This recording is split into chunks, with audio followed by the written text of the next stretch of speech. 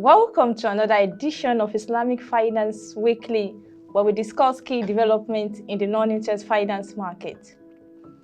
When talking about financial inclusion, we should look at women, the youth, rural communities, the northeast and northwest regions which are predominantly Muslims and financially excluded, and lastly, the micro enterprises that have low financial inclusion levels to compare to large businesses. The digital transformation and fintech is considered as a blue ocean for Islamic finance industry.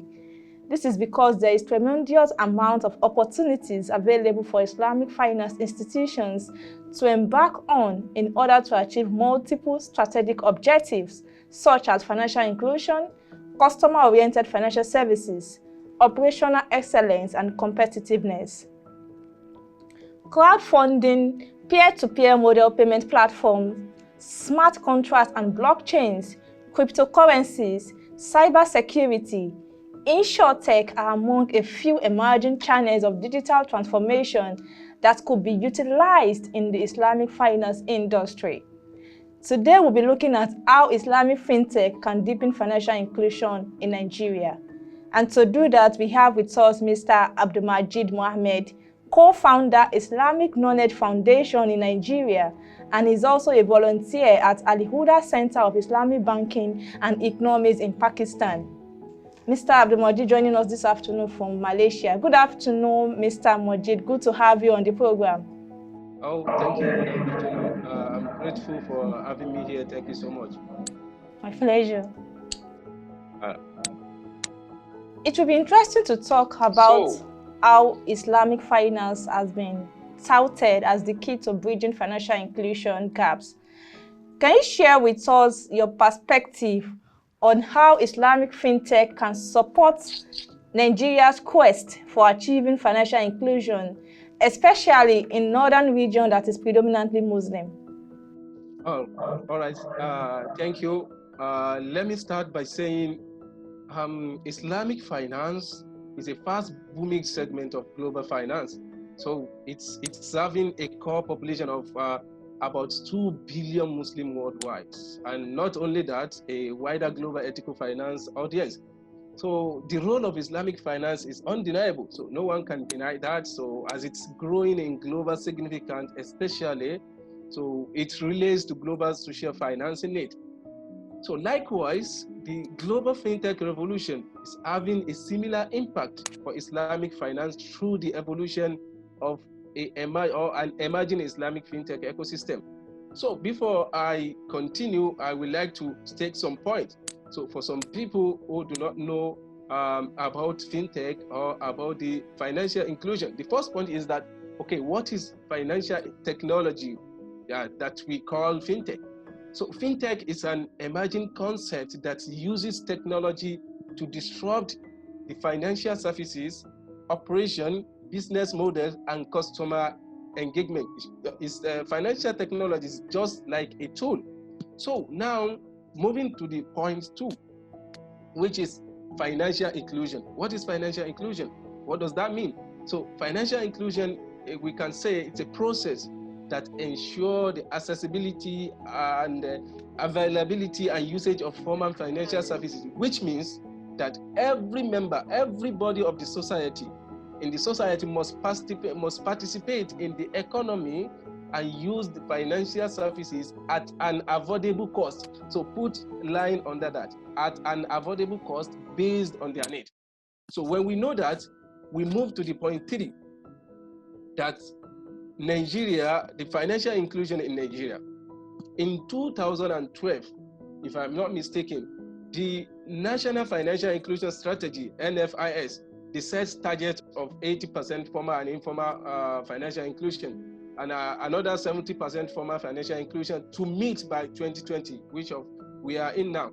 But as at 2018, only 63.2 of Nigeria's 99.6 million adult population had access to financial service according to them, which means that there are still a lot of people left out of financial, which we can call financial inclusion.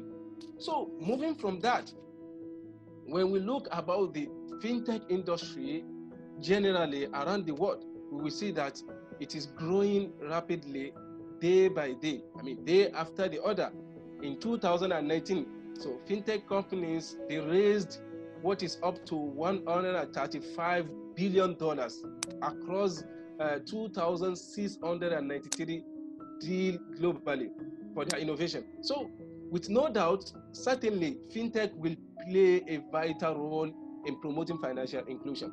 But to what extent? I think that's the right question. To what extent can fintech play this role? Because when we are talking about financial technology, it as well has its own limit of which it can do. So even though the new technology can introduce powerful changes to people's life, many of those changes are incremental and compound over a time.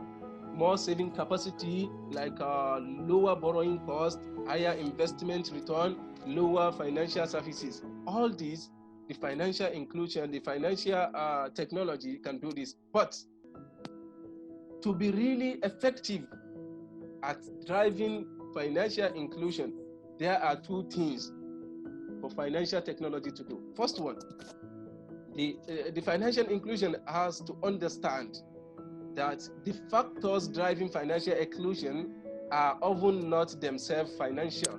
So they have to know, they have to seek to better understand the factors that create financial pressure on their users. That is the first thing.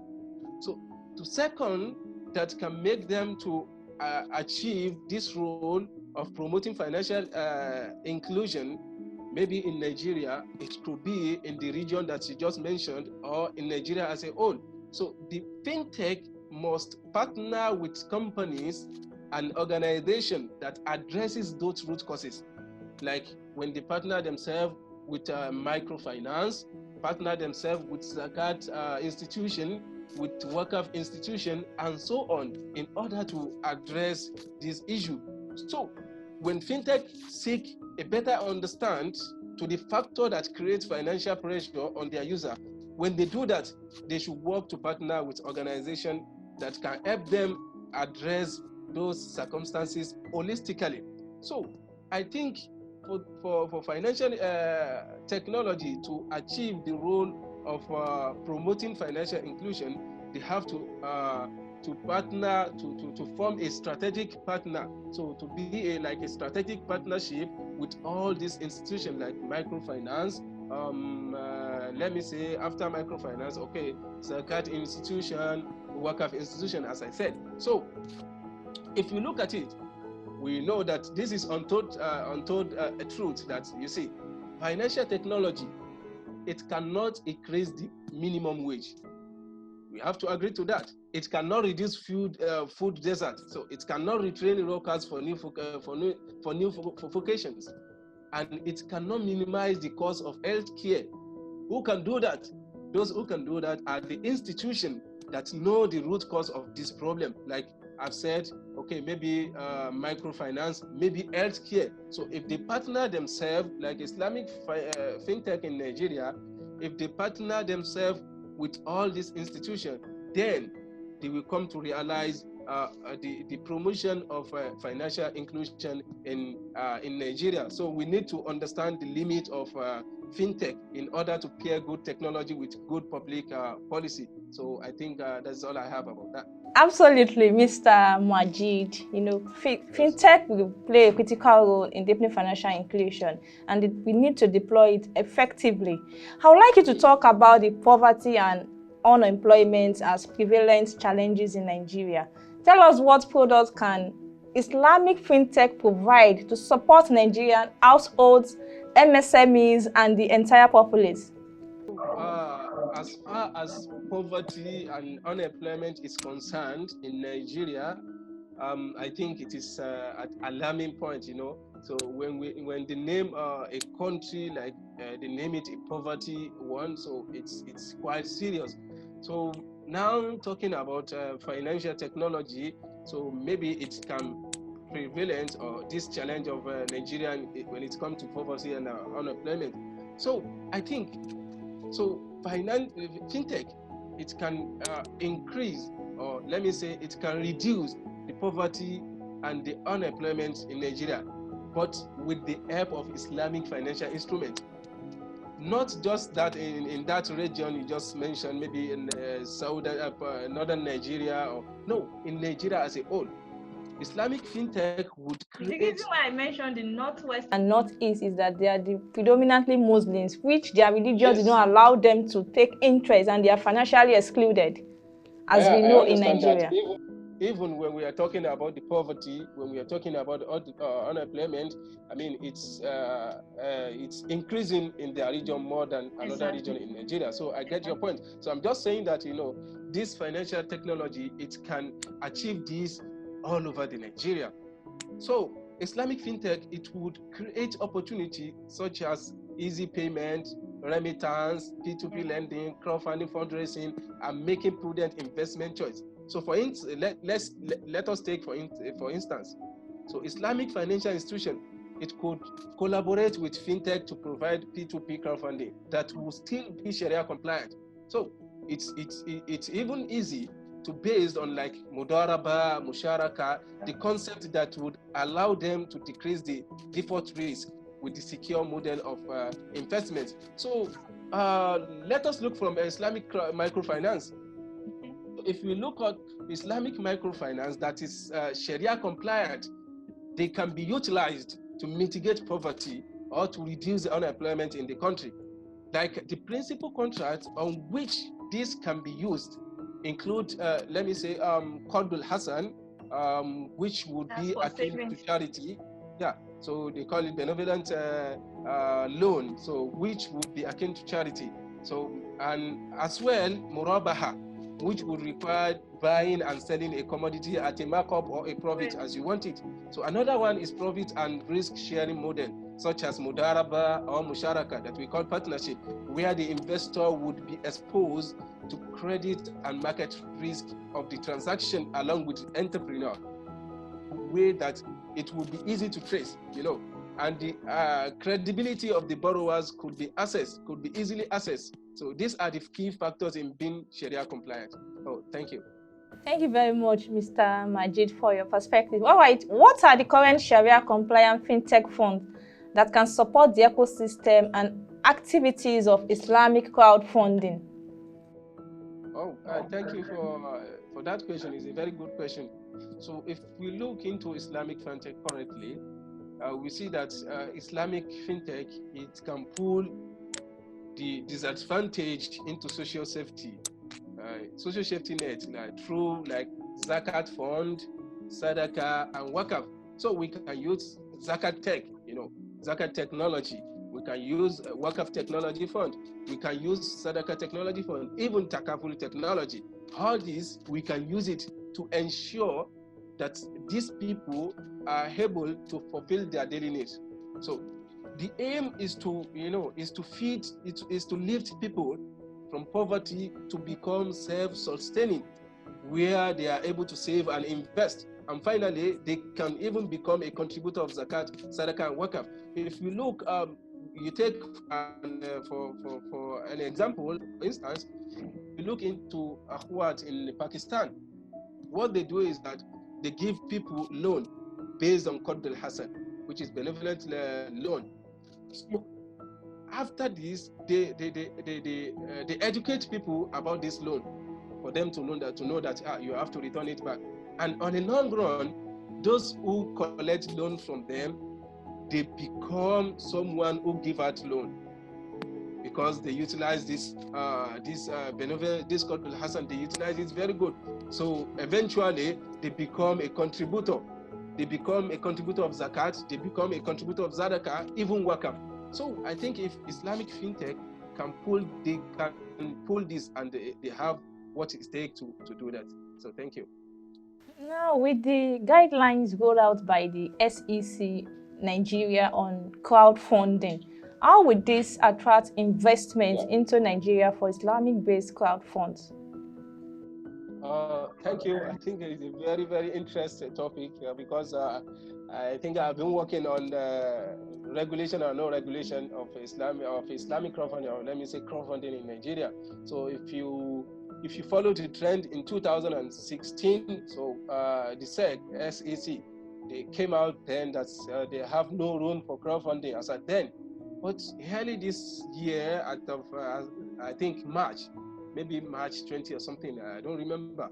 So they came out with a draft regulation to regulate crowdfunding in Nigeria. Even though before they do that, we have a very, large number of crowdfunding platforms in Nigeria. If I'm not mistaken, it's getting to like 30 platforms, of which I personally, I did research on that.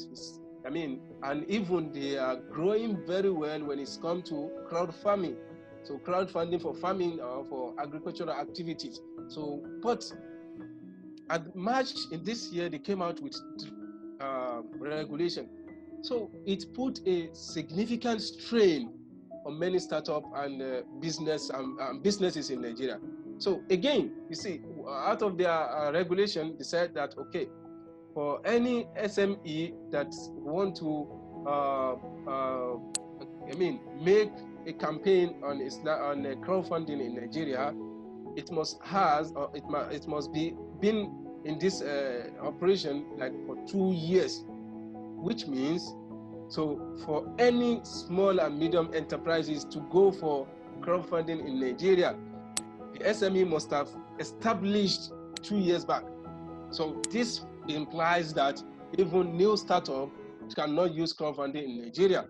I don't think this is a good idea from my viewpoint. If you look at, let's take for instance, if you look at Malaysia, for example, startup can use crowdfunding to raise funds. So they set some limit of which you can raise, like so maybe 100 million. Some medium can raise up to 50 million. I understand where they are coming from. When we are talking about crowdfunding, one of their challenges is fraud and money laundering. So in order to prevent or to protect the investor from that, so they came up with that. But this regulation, it means a lot. If you look at it, it means that this startup will have to shut down. Like, let me cite you an example. You see, this crowd farming is doing very well to shut down, or they need to raise new capital, or to partner themselves with another company, which may not be very easy for them. So when you look into this regulation, so as I've said before, it is designed to protect investor, but at the same time, I don't think it will be very easy for investment in Nigeria to attract investor about this for this new regulation. I think, inshallah, maybe Nigeria can do maybe some. It's still under a draft, so it has not put into work really. But at least maybe before they do that, they can look into it again, so to change some things. So that's my opinion. All right, Mr. Majid, you talk about the role of crowdfunding and the SEC regulations. So, in what way, let's cling on that, in what way do you think Nigeria can develop Islamic crowdfunding platform for startups companies? Yeah, as at now, so I don't know, but based on my research, I think there has not been any Islamic crowdfunding platform in Nigeria. So I told you earlier that we have more than 30 platforms, so of which many of them are operating into farming. So we call them crowd farming. So, but if we have to develop Islamic crowdfunding platform in Nigeria for startup companies, so based on this regulation I've just mentioned, I think it will be very hard to go into using investment model of Islamic crowdfunding, because when you do, you have to raise 100 million for you to start. And then even the startup cannot come to you. And you mentioned for startup companies. So that means when you want to start selling something, or you want to start a company, the place, the crowdfunding, where you can go to crowdfund money. So that means, in order to do that, I think it will be good to use like Qardul Hasan, because Qardul Hasan, it has two characteristics. So it's combined between being a charity and being a loan. So it can be used. So we just placed it under non-profit crowdfunding, which means charity one. So if they do that, I think they will not need regulation, a stringent regulation that came out from SEC. So I personally think Qardul Hasan can work. Although I have some brother which they show me their projects that they are coming up with something Islamic Fintech, and they are coming up with even some Islamic crowdfunding in Nigeria. So I think they base their Islamic crowdfunding on Qardul Hasan. So I think Qardul Hasan can work well for startup companies in Nigeria. So how will you assess the Islamic fintech operations, especially crowdfunding in Nigeria? And what are the prospects for 2021? Okay, what a good question. Generally, if you look at it, so I believe that fintech in Nigeria, fintech industry generally, they can tap the population that are yet to be financially included. So and they will really do good, they will really do well. However, there is a great potential for Islamic fintech, so specifically, to attain that in no time. If you look into it, Nigeria has some positive futures, which in place it can make it potentially to form an effective crowdfunding market in Africa as a whole. So these futures, like Nigeria has a large and a fast-growing population. So they have a widespread mobile user and internet. I will take it one by one and explain it. So they have a strong social media usage, and they have a great network of family and friends, and a thriving entrepreneurial prospect. So let's take from a fast-growing population, we know. So population now is getting more than 200 million, which makes us the most populous country in Africa. And in the whole world, we are in, if I'm not mistaken, maybe number 4 or number, I don't know, I don't remember. But in Africa, we are the most populous country in Africa. So now coming to the widespread mobile user. In 2019, so Nigeria has 126 million internet users in Nigeria. So which I mean, it is 61.2 out of the whole Nigeria population, and that was rose from 92.7 million in 2015. So if we look at it, from 2015 to 2019, it rose from 92.7 to 126.8 million internet users. Although, if you compare this to some country in Africa like Kenya, we still have a long way to go. Like Kenya now, they have like 87% of internet user in their country. So, according to this data, it's reported that a population of 27 million Nigeria are using Facebook.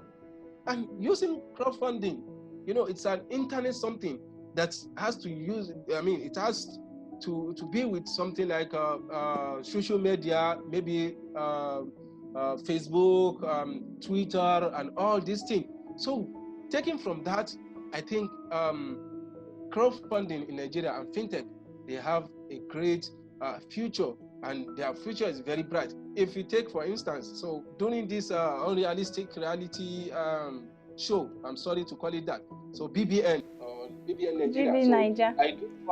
BB Nigeria. I do follow the trend on Twitter. Look, then one of one of them was evicted from the house, and Nigerian, they raised millions of money for her in like 2 to 3 days. Yes. That is one. So which means the features I just mentioned, that we have a great network of family and friends. So another one, through this, during this last protest of NSAS, if you follow the trend very well, you will see that in the middle of that protest, they raised a lot of money. But which platform are they using? They're using GoFundMe, which is not indigenous platform. But what I want to take from this one is that we have a very great network of family and friends in Nigeria. They raise a lot of money, and even they use some platform for, the indigenous platform. We have one platform, they call it Come Fund Me. I think it is opposite of GoFundMe. Say, okay, don't go, just come fund me. So if you do that, so I think they use that platform to raise money. So with this, it's certain that Nigerian fintech industry generally, and Islamic fintech and crowdfunding, they have a bright future in Nigeria. And by 2021, I believe that Nigeria, we have like, let me say, maybe more than 5 platforms for Islamic crowdfunding in Nigeria as a prospect, inshallah. So I think these are my view. Thank you. Thank you very much, Mr. AbdulMajeed. Indeed, the crowdfunding and financial technology, which is known as fintech, will play a critical role to deepen the non-internet finance in Nigeria. Thank you very much for the enlightening conversation. We appreciate it. Okay, thank you so much. I'm very grateful you having me, inshallah. Maybe another time we'll meet again. There is need to improve the channels for non-interest finance in the North. Agent banking, special models, traditional channels, digital products, and financial literacy in order to address the gaps. For youth, we need financial literacy, digital products, school reach-out programs, empowerment schemes in order to educate people and increase awareness on financial services and safety measures to take online. The Islamic finance industry in Nigeria has witnessed a modest growth. This is largely fueled by initiatives that strengthen regulation and promote financial inclusion. It is therefore imperative to develop a national strategy for the Islamic finance industry in Nigeria that can leverage fintech effectively. And that will be all for this edition. Log on to www.oceannd.com for more updates on Islamic finance. You can also follow us on our social media handles displaying on the screen. Thanks for watching. See you next time.